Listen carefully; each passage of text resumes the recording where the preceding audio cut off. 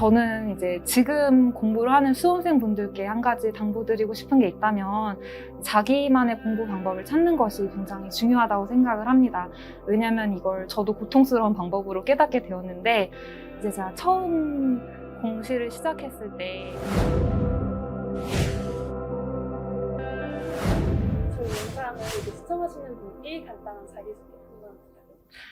네, 저는 서울에서 9급 일반 행정에서 일하고 있는 이제 15를 떼기 직전의 9급 공무원입니다. 네, 우선 이제 공무원을 준비하시게 되었잖아요. 그랬던 계기와 어떤 행정직을 선택하게 되었던 이유를 좀 듣고 싶습니다. 네, 저는 원래 대학생 때부터 영어 학원에서 강사로 일을 하고 있었는데, 이제 좀 안정성 있고, 제가 하고 싶은 일을 이제 퇴근 후에 할 수 있는 공무원이라는 직업을 어머니께서 강력하게 추천을 해주셨고, 그 이후부터 이제 공무원 준비를 하게 되었습니다. 일반 행정을 선택하게 된 이유는 첫 번째로는 우선 모집 인원이 가장 많은 직렬이기도 했고, 두 번째로는 일반 행정이라는 이름이 약간 들어가면 좀 더 보편적이고 일상적인 업무를 맡게 되지 않을까 싶어서 선택하게 되었습니다. 그러면 공무원 준비는 어떤 방식으로 했는지 여쭤봐도 될까요? 네, 저는 일단 처음부터 끝까지 해커스에서 준비를 했고요. 이제 1년 차 이제 아무것도 모를 때에는 해커스 패스를 구매를 해서 해커스에서 인강을 많이 돌려보는 식으로 기본기를 쌓았고, 2년 차부터는 이제 기출 위주의 회독을 하면서 문제를 많이 풀어보는 식으로 공부를 했습니다.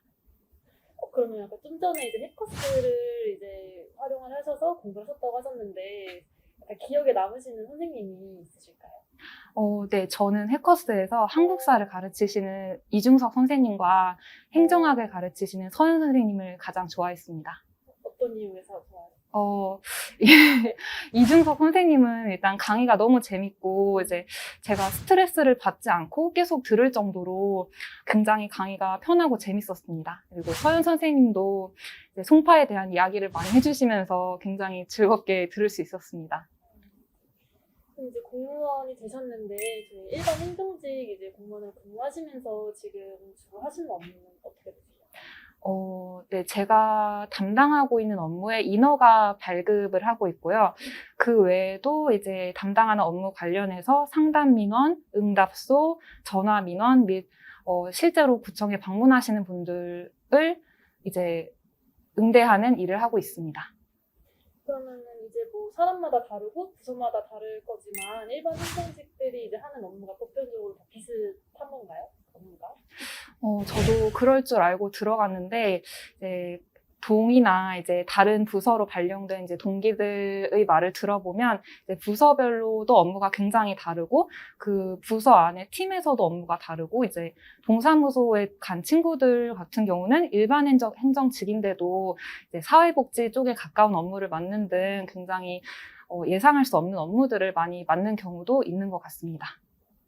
저희가 이제 일반 행정직 하면은 수험생 분들께서 좀 민원인 상대하는 거에 대해서 좀 걱정을 하시는 분들이 계세요. 그래서 일반 행정직이 이제 그 근무를 하게 되면은 당연히 민원인을 상대를 해야 되는 건지 그게 좀 궁금하고. 이것도 이제 구청에 발령이 나느냐 아니면 동사무소에 발령이 나느냐에 따라 차이가 상당히 있는데요. 네, 구청에 있으면 이제 직접적으로 방문하시는 민원인만 응대를 하게 되기 때문에 상대적으로는 이제 직접 만나서 응대하는 경우는 동사무소보다 적은데요. 그리고 듣기로는 이제 동사무소에 9급 신규가 발령이 나는 경우는 무조건 민원대로 발령이 난다고 이야기를 듣고 있습니다. 그래서 실제로 발령이 난 친구들이 좀 고생을 하고 있기도 하지만 이제 선배 주임님들께 여쭤보니까 이제 공무원이라면 이제 한 번쯤 거쳐가야 하는 곳이 동사무소의 민원대라고 말씀을 하시는 걸 들어서 저도 가면 열심히 해보고 싶습니다. 네, 아무래도 공무원 하면은 공무지 배정이 엄청 중요하잖아요. 그래서 이제 어떻게 배정이 되셨는지 또 선택을 하셨던 건지 할 수가 있었던 건지 그게 좀 궁금합니다. 네. 근무지 같은 경우는 이제 선호구를 5개 지망까지 써서 내라는 말을 들었고요. 그래서 5개까지 원하는 구를 순서대로 써서 냈었고, 이제 발표일 당일에야 제가 어떤 구가 되었는지 알 수 있었습니다. 그게 약간 이제 근무지 배정이 성적순이라는 말도 되게 많았어요. 그래서 이 부분에 대해서는 어떻게 네. 그 얘기는 이제 저희가 단톡방에 모여서 이제 발령 카운트다운을 같이 하면서 이렇게 얘기를 많이 했었는데요. 네, 실제로 이제 어느 구에 누가 났다더라 이런 이야기를 하면서 이제 뭐 수석이라던가 아니면 점수가 굉장히 높으셨던 분들이 이제 다들 원하던 선호고가 됐다 이런 걸 얘기를 하다 보니까 어느 정도는 맞지 않을까에다가 이제 다른 요소들도 좀 들어간 것 같습니다. 그리고 또 이제 국가직 공무원 같은 경우에는 순환 근무를 이제 2년을 하고 있는데 지방직 공무원도 이제 근무 지역에서 순환 근무가 이루어지는지 그 부분에 대해서. 네, 저는 서울에서 근무하는 지방직 공무원인데, 저 같은 경우도 2년마다 이제 동사무소와 구청을 번갈아 가면서 일을 하고 있고요. 이거는 이제 제 선배 주임님 말씀에 따르면 원래는 2년 6개월마다 이제 순환이 됐었는데, 저희 때 이제 좀 줄었다라는 얘기를 하시더라고요. 그럼 이제 지방직 공무원도 똑같이 순환 근무를 한다. 네네. 또 지방직 공무원 같은 경우에는 이제 선택한 지역으로 이제 근무를 하게 되는데 또 일하는 와중에 이제 근무지를 옮긴다던가 다른 지역을 선택할 수 있는 그런 방안이 있나요? 네, 제가 알기로는 있다고 들었고요. 이제 제가 면접 준비하던 그 공무원 카페에서도 실제로 이제 현직자분들이 게시판을 통해서 이 구로 전출을 가고 싶은데, 자기가 있는 구로 오실 분이 있는지 이렇게 찾는 글들을 여러 번 보았습니다. 그러면 이제 그 타 지역 분과 이제 교체해서 좀 뭐가 될 수가 있는 그런. 네, 제가 알기로는 그런 시스템 같아요. 또 공무원 하면은 연봉이 중요하잖아요. 근데 인사혁신처에 이제 고시되어 있는 그런 등급에 대한 내용이 있더라고요. 그것과 실제 이제 그 받으시는 금액이 유사하신지. 이제 막 매년마다 이제 공무원 이제 월급이라고 해서 나오는 1급부터 9급까지 나오는 이제 월급표가 있잖아요. 거기에 나오는 정확한 액수가 20일마다 본봉으로 이제 통장에 찍히게 됩니다. 근데 그 외에도 이제 1일마다 복리후생비라는 월급이 또 따로 들어오고, 이제 5일쯤에는 이제 출장비가 들어오고, 10일쯤에는 초과 근무비라고 해서 또 들어오고, 이제 20일에 본봉이 들어오는 식으로 이제 본봉에 추가해서 여러 가지 뭐 수당들이 많이 추가되는 편입니다. 그러면 지금 9급 지방직 공무원이시잖아요. 네. 그럼 이제 근무를 하시면서 보통 몇 급까지 이제 승진이 가능하신지 궁금합니다. 그거는 저도 궁금한데요. 아마 보통은 이제 정년까지 근무를 하시게 되면 이제 뭐 6급 계장님이나 팀장님까지 보통은 되지 않을까 생각이 됩니다. 이제 공무원 그런 행정직 업무를 하고 계신데 이런 행정 그 업무만의 그런 특별한 어려움이 따로 있을까요? 일반 행정의 가장 어려운 점이라면 아무래도 자기가 예상하지 못했던 다양한 업무를 맡게 된다는 점인 것 같습니다. 아까 말씀드린 것처럼 뭐 동사무소에 간 친구가 일반 행정직인데도 뭐 사회복지직 위주의 업무를 많이 맡는다던가 이런 식이면 저라도 굉장히 당황스러울 것 같아서. 그럼 그렇게 당황스러운 일도 있으셨는데 만약에 혹시 이제 공무원 준비 다시 하시게 된다면 그래도 이제 행정직을 공부를 하실 건가요? 네. 저는 그래도 일반 행정직을 하고 싶습니다. 일반 행정직을 이제 다시 준비하고 싶으실 만한 어떤 특별한 그런 행정직이 되게 잘했다 이런 생각을 가지게 된 계기가 있습니다. 우선은 이제 업무를 2년마다 새로운 업무를 배운다는 점이 한편으로는 어렵지만 한편으로는 지루하지 않고 굉장히 2년마다 찾아오는 새로운 도전 같은 그런 과제인 것 같기도 하고요. 이제 뭐 민원 업무를 하다 보면 저 같은 경우는 이제 사무실에서 전화 응대를 하는 경우가 많은데 이제 어르신 분들께서 이제 제가 조금만 더 친절해도 굉장히 고마워하시면서 이제 기분 좋게 통화를 끝내는 때가 있는데 이때 굉장히 뿌듯하고 보람을 느끼면서 이제 다시 해도 일반 행정직을 맡고 싶습니다. 또 공무원 하면은 많은 분들이 이제 워라밸이 정말 좋은지 궁금해 하시는 분들이 계세요. 그래서 이제 일반 행정직의 워라밸은 어떤지 말씀해 주세요. 우선은 9급 신규로 들어가게 되면 이제 뭐 세월이라든지 2호조 같은 이제 업무에 필요한 프로그램들도 아무것도 모르는 상태에서 이제 일을 바닥부터 배우기 시작을 하기 때문에 솔직히 들어가서 처음 한 달간은 매일 야근을 했습니다. 그래서 6시 이후에도 남아서 이제 뭐 법령제를 공부를 한다든지 뭐 제 업무에 대해서 공부를 하는 식으로 해서 9시, 10시에 퇴근을 하면서 이게 공무원이 워라밸이 보장이 되는 삶이라고 했는데 이런 식으로 저나 동기들이 다 같이 이렇게 얘기를 한 적이 있었거든요.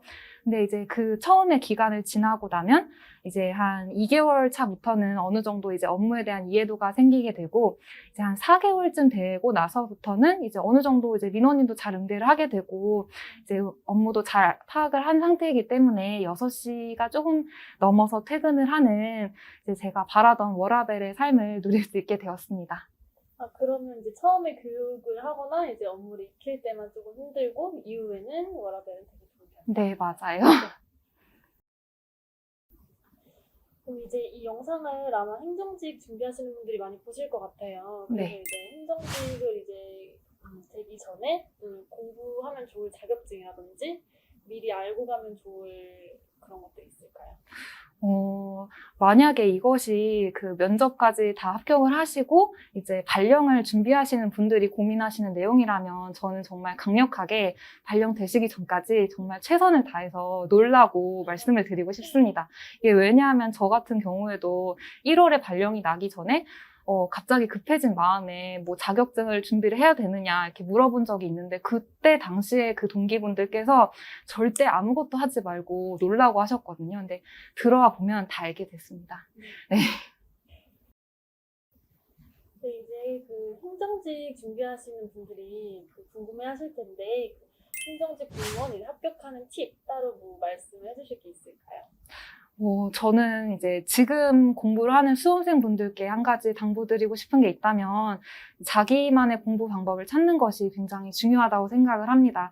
왜냐하면 이걸 저도 고통스러운 방법으로 깨닫게 되었는데 이제 제가 처음 공시를 시작했을 때 기본서 7회독이라는 공부 방법을 듣고서 이거에 꽂혀서 정말 아무 생각 없이 이제 그 방식에만 매달렸던 그 기간이 있습니다. 근데 돌아보니까 저는 오히려 이제 기출문제를 풀면서 문제를 보고 이제 해설을 다시 이렇게 읽는 방식으로 더 흡수를 잘하는 사람이었는데 그거를 알지 못하고 이제 남에게 잘 맞는 방식만 고집을 하다 보니 그 굉장히 소중했던 그 수험 기간의 많은 부분을 까먹은 그런 기억이 있더라고요. 그래서 이제 남들이 많이 추천을 하고 뭐 합격 수기에 나와 있는 방법이라고 할지라도 자기가 그걸 자기에게 맞는지 잘 선별을 해서 공부를 하시는 것을 추천드립니다. 네, 그러면 이제 현직자로 이제 근무를 하고 계시잖아요. 이제 앞으로의 계획이 있을까요? 저 같은 경우는 이제 저희 팀장님께서 항상 하시는 말씀이 이제 공무원으로 들어왔다고 이제 게을러지지 말고 이제 뭐 저희 부서라던가 아니면 타 부서들의 공문 같은 것들이나 뭐 사업 계획서 같은 것들을 꾸준히 보면서 공부를 하는 것이 굉장히 중요하다고 여러 번 강조를 하셨거든요. 그래서 이제 공무원으로 계속 일을 하다 보면 이제 직급도 올라갈 거고 이제 그러다 보면 이제 다양한 공문들을 쓰거나 아니면 이제 자기의 사업을 추진을 해야 될 때가 오는데 그것을 대비해서 이제 자신을 발전시켜 놓는 것이 중요하다고 생각을 해서 저도 그런 식으로 공부를 해볼 계획입니다. 그러면 마지막으로 저희 이제 공무원을 준비하시는 수험생분들께 현직자로서 한마디만 해주세요. 네. 저는 공시생일 때 1년 차는 정말 힘들었고 2년 차는 그것보다도 더 힘들었습니다. 이제 공시생으로서 굉장히 힘들 때가 이제 내가 이 노력을 기울이고 이런 시간을 이렇게 많이 투자를 했는데 이걸 결과로서 보상을 받을 수 있을까라는 이제 불확실함과 이제 막연함 이런 답답함들이 가장 힘든 것이 아닐까 생각이 듭니다. 네, 저 같은 경우는 이제 작년에 이제 6월 서울시 시험을 보았을 때 나오면서 이번 시험 떨어졌다. 이제 내년에 1년 더 공부를 하겠구나. 이런 식으로 생각을 하면서 나왔는데 결과는 합격이었습니다.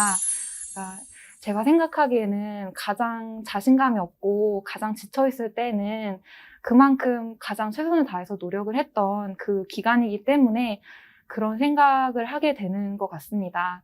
그렇기 때문에 지금 가장 힘들고 지치신 수험생분들이시라면 자기가 그만큼 열심히 노력을 했다는 걸 알아주시고 이제 시험이 다가왔을 때에도 자기 중심을 잃지 않고 이제 마지막까지 지금 해오신 대로만 하신다면 좋은 결과를 얻으실 수 있을 거라고 생각을 합니다. 그래서 저도 정말 지독하게 고통을 겪어온 같은 공시생으로서 진심으로 응원합니다.